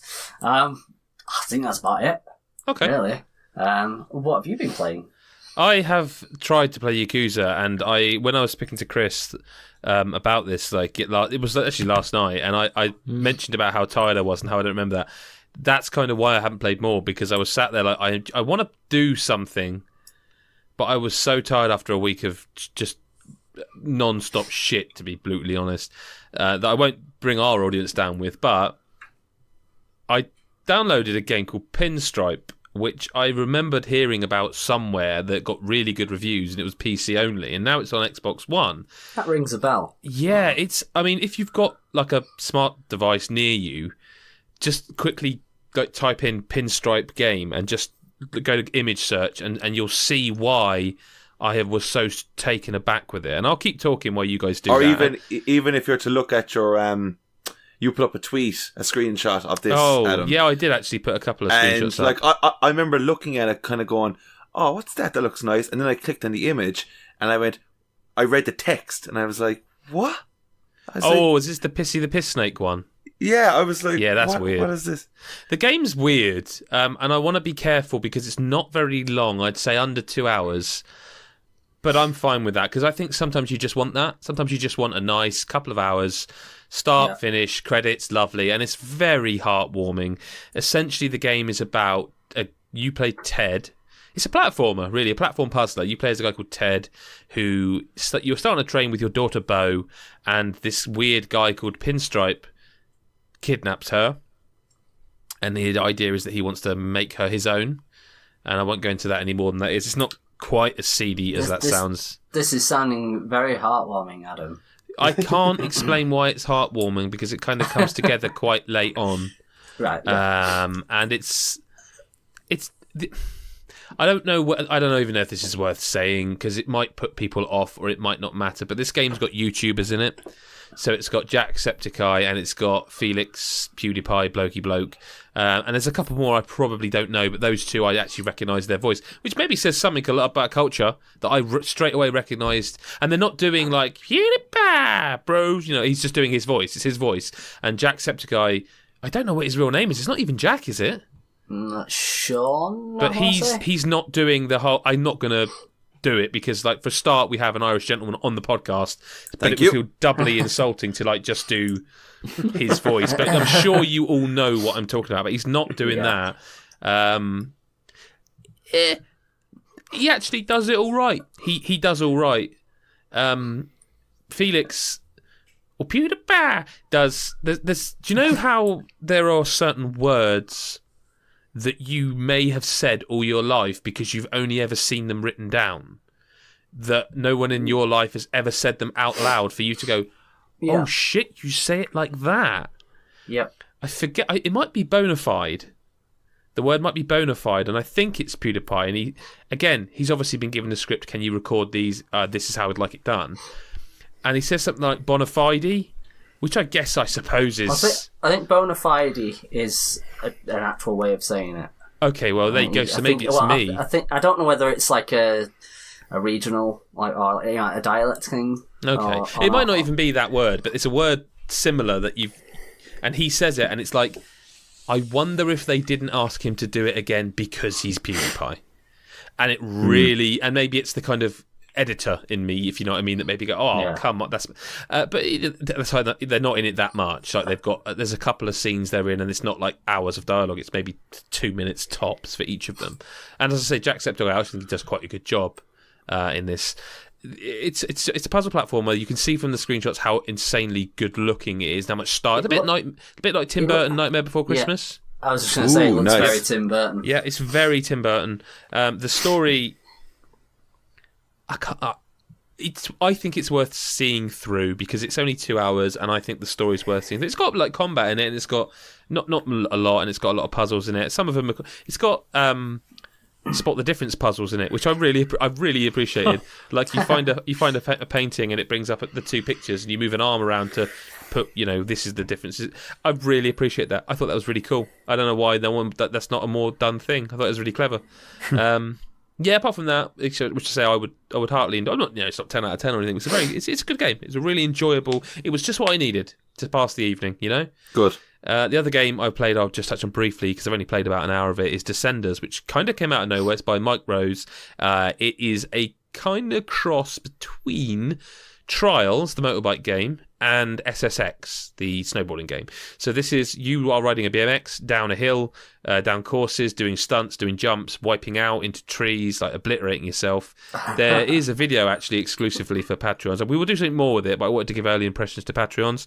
It's like a 10-20 minute video of me just playing it on camera. I really like it. It's early access on PC only, coming to Xbox One, I believe. And it's just really cool that I haven't seen a game like this for a while. Like it's hard, it's rewarding, there's that word, visceral. You smash into trees, you wipe out. It's just really cool. I saw that little snippet you put on Twitter, and it was just like I think I had the same face you did when it's like, into the tree or whatever it was. Oh yeah, like for sure. I can't fake that shit. Like that's why we're not. Why God is a Geek hasn't got 1 million YouTube subscribers. I can't be the kind of fake. It's just not. I can't do that. I mean, I could. Don't get me wrong. I could act, but I don't want to. It's where I draw the line. That's genuine. That was like, that really did. It looks. My only thing is like I looked at it afterwards, and I'm like, it's like 20 quid. I was like, I'm not sure. There's a lot more game than you think. Like there is. That's good. So like you do a mission that's like. Do it. So it's like a race. Essentially, you get down to the finish line in a minute and a half, and then it brings up a map where you can choose one of 4 paths. Like the top one might be a bit harder, but it's a trick course, and then you go down, and it might be a speed course down again. It might, there's different, and then you go along the map kind of thing. Okay. And then you get to what they call the boss jump. That I really appreciate that they just call it the boss jump, and that is like, again, it's a downhill race. Then you get to like a fucking huge jump at the end, and it's like, oh yeah. And like, I want to play more to see if they can keep that up, because the initial idea seems so good. And then at the end of that, I was like, oh, hang on, you sign, like an F1 game or something, you sign a contract with a brand to, like, give you clothes, and you're now racing in their brand, and it's like, what the hell is this game? This is just very cool. I really like that. I'm going to do something a bit more. Once I play some more, we'll do like a proper preview chat video rather than just like a let's play. Is there any multiplayer aspect to it? Again, I haven't seen it yet because when it kept saying race, I was expecting to be against people. I thought, oh no, it's racing its time. I don't see any reason why they couldn't. The courses are perhaps a bit narrow. I suppose they could do it like trials where you're against ghosts. Yep, absolutely could. Yeah, I mean, again, early access, maybe they will. But no, it's weird because considering I wanted to play nothing but Yakuza and spend 40 hours playing it, instead I ended up playing a 2-hour-long Pinstripe and just a couple of hours of sort of arcade downhill game. I feel like I've played something else, but I can't think what it is. I mean, Owlboy on Switch, but again, there'll be stuff on the site for that, so go look at that. I'm excited to play that. Yeah, you'll love it. I don't think it's the incredible game that people say it is, but it is very good. Like, there's no two ways about it. It's a very, very good game. Cool. Speaking of games that have... No, I can't do it. But in the news this week, The Surge 2 has been announced for 2019 release on consoles and PC. Gary, as our resident Surge expert. I'm not entirely sure anyone asked for this. Do you know what they did ask for, Adam Jensen voice, but there you go. You know what they did ask for, mate? They asked for the Deck 13 to fix the game so that I could actually finish it, because they never fixed. They said they would. They said there was a patch in the works. They said they were going to finish. Sorry, finish. There's a Freudian slip. They said they were going to fix the bug that trapped me in the environment, and they didn't. So I deleted it. I will say though, I mean, if they fix some of the issues that the first game had, namely the fact that nothing fucking staggered, even when you're twatting them with a massive hammer. If they fix stuff like that, and I don't know, like the fact that you'd have enemies just hitting you through your animations all the time, there's potential for a good game. I think there is definitely potential for the Surge 2 to be really cool. Personally, I would have preferred Lords of the Fallen 2. See, I am not with you there. I did not think that was a very good game. No, I preferred the setting. But it's kind of done. The idea behind the Surge, I think, was kind of cool. Yeah, I like the Surge in that respect. Like, I do wonder where they'll go, though. I mean, there's not really much else you could do. Well, I never finished it, obviously, because, I really want to play it. I don't know. I just feel like they've kind of done it. Like, Lords of the Fallen's been done elsewhere better, and like at least this one, it's got a unique aesthetic, Yeah, I suppose. I mean, it must have done well enough for it to clearly for them warrant a sequel. But I'm not bothered. Well, sticking with Focus Home Interactive, they've also announced via Don't Nod that Vampire is. I will believe this when I'm looking forward to this, but Vampire is Vampire, I guess. Vampire, yeah. Yeah, Vampire is. I'd pronounce it as Vampire. No, it is. That's right. Yeah, it's coming out on June the 5th, which is just after my birthday. For whatever, and I'm glad you'll all know that now. So that's really important. We'll all buy you a copy of Vampire. please. I liked Don't Nod's games. I like Don't Nod. I liked Remember Me. I know it's not, I'm not going to say I love it, but I thought that game had some really cool shit, great looking. I am tentatively quite excited for Vampire. I think this could be cool. I'm excited. I mean, for me, I think it's the closest thing I'm going to get to a new Legacy of Kain game. Because it seems like a very similar setting. Obviously, I mean, not so much the fantasy, but more like the original kind of Blood Omen setting, which was more like, I suppose, not real world, but there's a lot less of the fantasy stuff like that. Yeah. And yeah, I'm very interested to see what they do with it. Everything that I've seen so far looks very good, and yeah, I'm looking forward to this one. Chris, Adam, as our resident horror expert. Mm-hmm. Excited, hyped to the roof. I can hear you are clearly. Well, it's hard to. I really do like the idea of this game, and I think like the little bits I've seen seems interesting. Obviously, the horror aspect within the game is a huge seller for me, but I don't know. Do you know when you just have this a feeling about a game? I don't want to be bashing it already because we haven't even touched it, but I would be amazed if this came out and was just absolutely brilliant.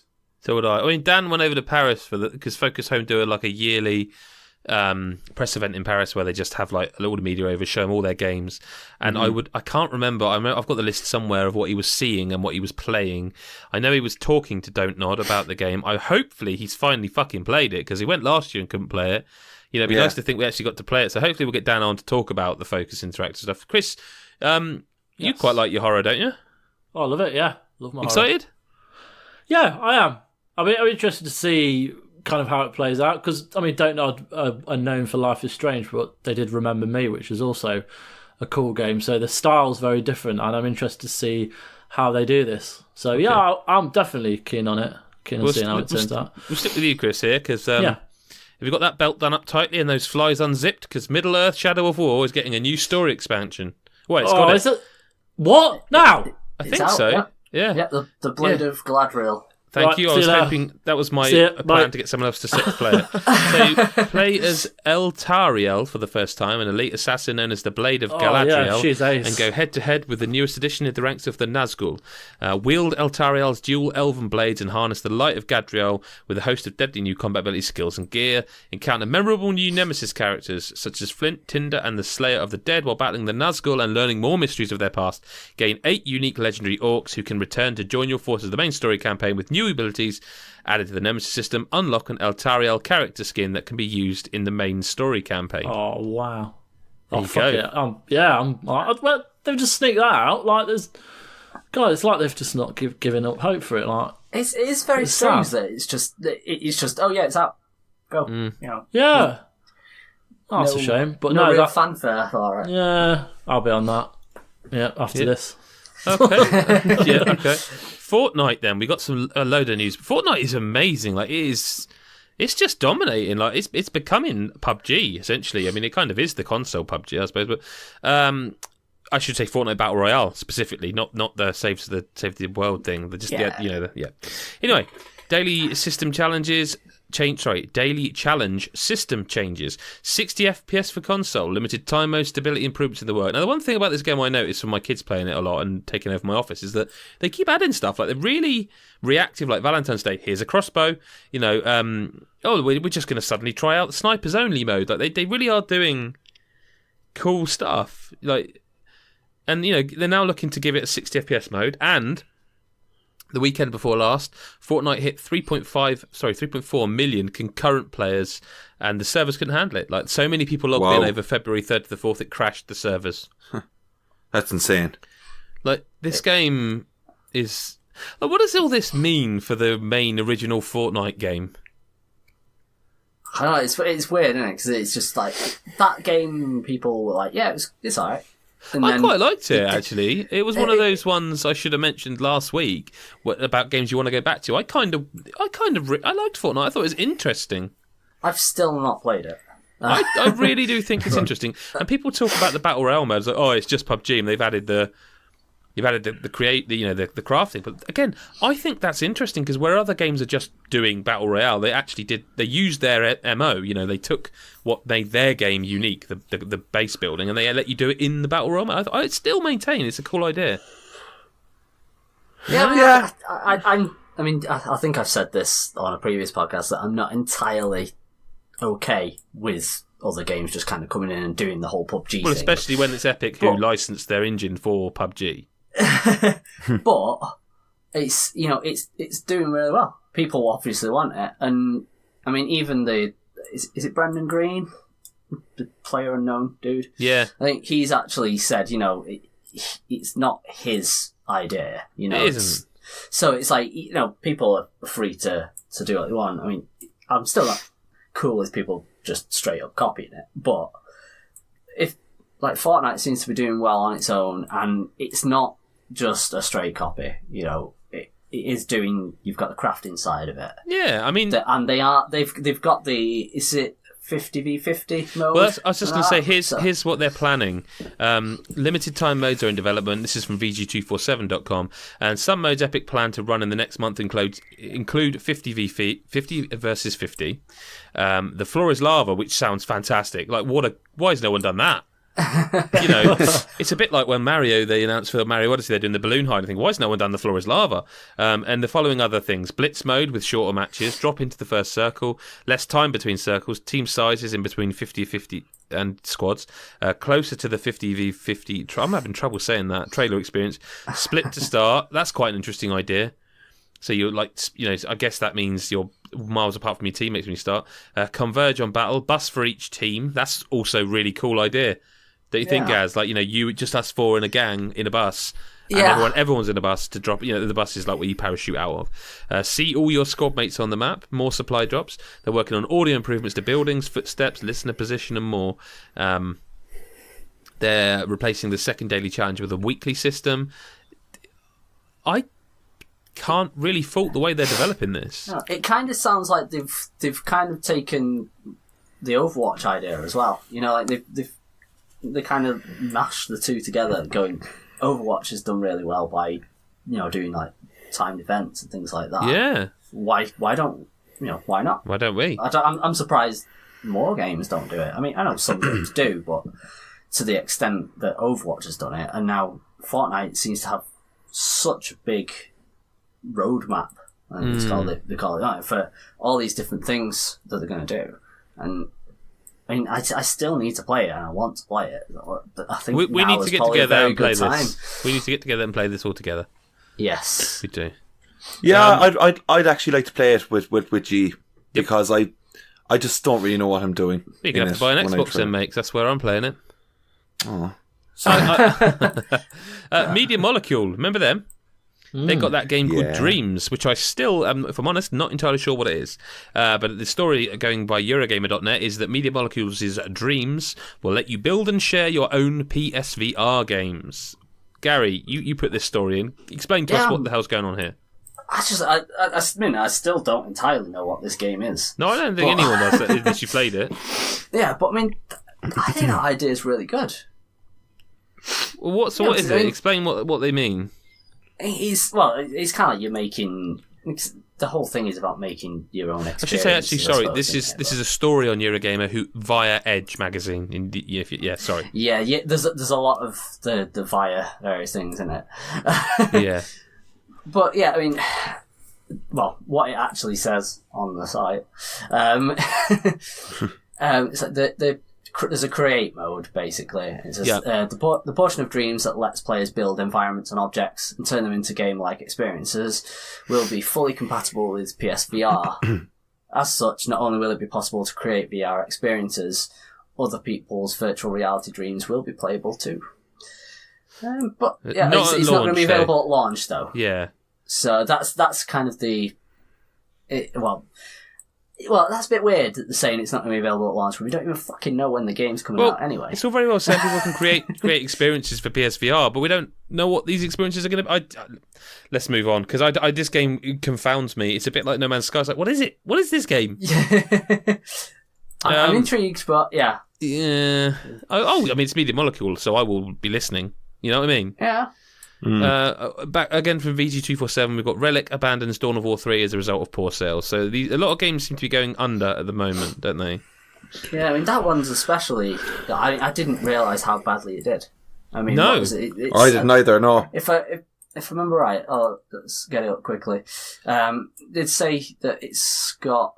There you go. Steam Spy stats. Yeah, Steam Spy stats that says that it's just above 575,000 donors. That's... Yeah, for a game that was expected to do really, really well, that's... I mean, it's a lot. It's a lot of people, but it's still not that many in today's market. Yeah. It says, that actual figure might be lower because it's had a free weekend. Yeah. So that apparently factors into those fair figures. So it's like, I didn't expect it to have done that poorly. No, it's a shame, really. It's a shame. Yeah. I wonder if it's because I believe this one was kind of like part MOBA rather than just like the straight strategy like it was before. Maybe that's affected it. People are just like, look, this isn't the game I wanted. Could be. Well, shame. Moving from sad news to Kingdom Hearts 3 is got a new trailer and a release date will be announced at E3. So we've got a news announcement for a release date window. We got a release date for the release date of Kingdom Hearts 3. Has anyone watched that trailer? Nope. It does look good, but I'll say it's bizarre because it's a Japanese trailer, obviously. Yep. So it's got like the subtitles and stuff for anyone that does want to watch it. Yeah. But it shows off like some... It shows off some of the new worlds, and one of them is Toy Story. Are you a Kingdom Hearts fan? I'm not, or rather, I'm not bothered. But yeah, I don't know anyone who is. I would imagine. I love Kingdom Hearts. Yeah, I'm well excited. I tried 3 times to play it. Yeah, I've tried many times throughout my life to play the Kingdom Hearts games. I literally could not get past the opening because of how I'm really bored doing this. Like the whole island thing. Like I know it's supposed to be amazing, and people like really, really love it. But it's just one of those franchises where I'm like, do you know what? I'm just not going to get into it, and it's okay. Just move on. I think it's one of those ones that I don't think you can just go in at number 3. I think you're going to have to go and play 1 and 2. Oh yeah. Well, then I'll tell you how that's going to go, Gary. It's not. Basically. Not mate. but I mean, just quickly going back to that trailer, it's like it's got this Toy Story one, but it's very bizarre when it's not like Tim Allen and Tom Hanks, and it's Japanese voice acting for Woody and Buzz, and it throws you. It's really weird how much it throws you. It's just weird. But it's a very good trailer. Yeah, and listen, and it speaks to the Disney fan. It very much does. Well, I love Disney, but like I'm a bit over a release date trailer for a release date of a release date. Yeah, that's a little bit odd. But it's not unusual nowadays. We get teasers for trailers. But listen, let's end the news this week on. Well, I mean, whatever way you look at it, it's good news for the industry. Well, is it? I don't know. Activision are doing rather well. They, like we spoke about Capcom's financials, Activision have done theirs, their earnings call now, and Destiny 2, Overwatch and Call of Duty World War 2 have basically helped them hit record net revenues for this year, for the year, I should say. Destiny 2 has got the larger attach rate for its Curse of Osiris expansion than the first expansion for Destiny 1. There's more coming, obviously. Also, the story is that, and again, this is from VG247.com. They made over $4 billion on microtransactions in 2017, which is over half of the revenue, which essentially must be, Overwatch loot boxes. Yeah. I mean, it says on it that, like, because Activision owns King. They own King, yeah. That's where like, half of that sort of microtransaction. So, but still, that is a lot. Yeah. But again, I think that probably just shows how big Overwatch is. But it also... some of it will be COD as well, because COD's got your COD points and stuff like that. COD does well, even though people in the industry talk about it less. It's still doing really well sales-wise. Yeah, I mean, I'm not sure if that counts as, like, map packs as well, or whether it's just... Well, it's a microtransaction, so, But, yeah, I mean, either way, whether you're a fan of microtransactions and DLC and all that. It's like you say, it's good for the industry. Well, it shows that it's not. Well, the fact that they're making a lot of money, kind of thing. I mean, even if you hate Activision, which is kind of bizarre anyway. Yeah, if you hate a company. Well, people hate Konami, don't they? So, you know. Yeah. Stop tweeting us, by the way. Stop it. No, enough's enough, lads. We've all had a laugh. We've all had a drink. There is another thing that come out of the Activision calling. We've come out the calling card, the calling earning thingy. Is that we know that this year's Call of Duty is going to be done by Treyarch, which people are assuming means Black Ops 4. But they're not saying that. But that's what people are assuming because Treyarch are confirmed as the developer. I didn't play Black Ops 3. I mean, did it like story-wise? Did it actually have any kind of? Did it kind of say here you should have another game? I can't remember, which perhaps says it all. I think it was the worst of the Black Opses. At the same time as looking like the best. I just kind of wonder if maybe they should just move on, start something new, a new series. I think if you want to get people excited about Call of Duty, you need to start splitting the modes out. But I don't know how they make that financially viable. Like, zombies used to be a thing that came around every few years, not in every single game, all of the Call of Duties. It kind of loses its luster for me when it's in every game every year. Yeah. Like I remember Spec Ops, that was great. That was great mode, like the co-op Spec Ops mode. And then there's other stuff. Yes. You know, I like that. I remember they did. Which one, was it Advanced Warfare that did kind of like Aliens? Yeah, it was. Yeah. But it was basically zombies. Yeah. But yeah, there you go. So Activision doing very well. Hurrah! Well done. I feel like the golf clap should have been in there somewhere. Yeah, I know. But that's it for this week. It's thank you everyone for listening. It's been. We've enjoyed this podcast. I wonder if at some point there's going to be less games and we sort of calm down a bit. You know what I mean? It feels like it.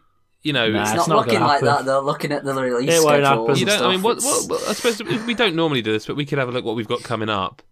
You know, obviously this week people are going to be, Bayonetta review. We're trying to do some. We're going to try and get the live streaming. We're going to try and do a bit more of that. Faye's out this week, or Fee.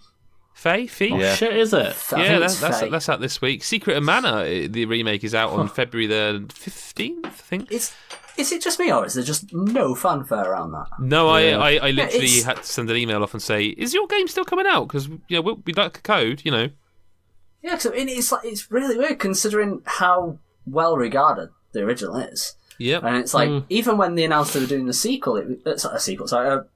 remake, it was kind of like, oh, that kind of came out of nowhere. Yeah, I mean, even like nobody seemed to be like, "Oh my god, they're doing this. That's brilliant." It's just, there it is. It seems to be. I mean, as of when everyone hears this on the Wednesday, the 14th, less than a week from then, Metal Gear Survive will be out. Age of Empires Definitive Edition will be out. The Blob 2 is coming again, the remaster. Payday 2 Switch, which I've downloaded actually for Switch to play. We can talk about that near a release date. It's not letting up. It's just not letting up. There you go. That's it for this week. Thank you very much to Adam Carroll, to Gary Bailey, and to Chris. You are welcome. Oh, what? Sorry? I said you are welcome. I thought you said you can fuck them. Who can I fuck? What's the other bit? You could do that too, my friend. There's nothing stopping. No, I mean, there is. They might say no. The Xbox. What we're talking about Xboxes. You fluster me, Adam. You fluster me with your profanity. I mean, you can fuck them. It should be the episode title, but it can't be. I can't put that on the website. I just can't. Thank you guys for being here as always. You can follow the chaps at Blue Fury 47 for Gary, at First Avenger 83 for Chris, at Adam Zokes for Adam Carroll, and for myself, Adam Cook, at GBSF, and of course at God is a Geek. Go to godisgeek.com, go to youtube.com/godisgeek, type Google into your web browser, then type God is a Geek into your browser that you've loaded Google up into. That's the worst explanation ever of how to use a website, but do that. Type in God is a Geek. It was a decent save. Well, yeah, but you should have it all bookmarked by now. The other thing we don't often ask, and it really helps, go onto iTunes. If you haven't got an account, create one. Doesn't take long. Just quickly go to the podcast, subscribe, hit 5 stars, just type a review just put amazing podcast, guys. Or, do you know what? To prove you listen to this episode, type in amazing sausages, guys, and we'll know. And that really helps, and it shares the love of your love for this podcast with everyone else. Everyone else gets to see it. That's it for this week. We will see you next week or whenever you choose to listen. Bye-bye for now.